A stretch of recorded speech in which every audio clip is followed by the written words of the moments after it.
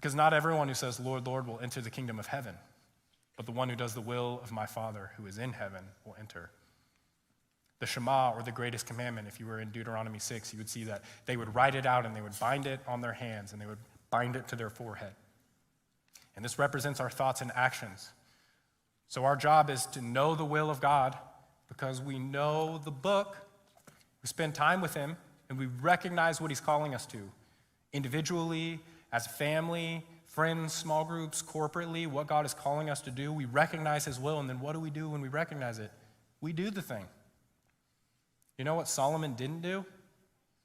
Wisest man that ever lived. In Deuteronomy 17, it tells us that the kings of Israel had to handwrite their own entire Bible. And they had to keep it with them at all times. And it had to be an approved Bible by the Levitical priests. So you know who knew what he wasn't supposed to do? That guy, Solomon. You know what most of us have not done? Probably none of us.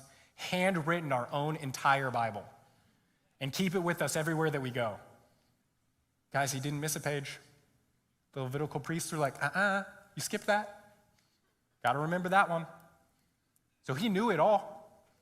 He knew the will of God. He knew what God was calling him to do. He knew what was being asked of him, but you know what he didn't do? Live it out. And it destroyed a kingdom. And it tore his life apart.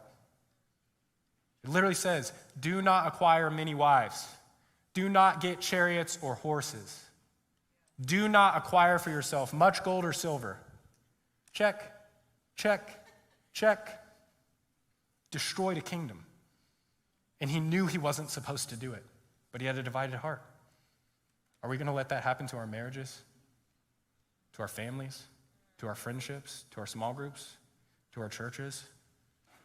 How many more moral failings do we need before we give up trying to do it on our own and we submit and surrender to the King of Kings and Lord of Lords and say, help me, please.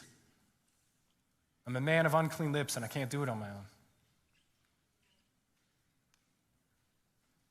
We can keep falling into sin, or we can open up and let the light in. That sort of rhymed. That was cool.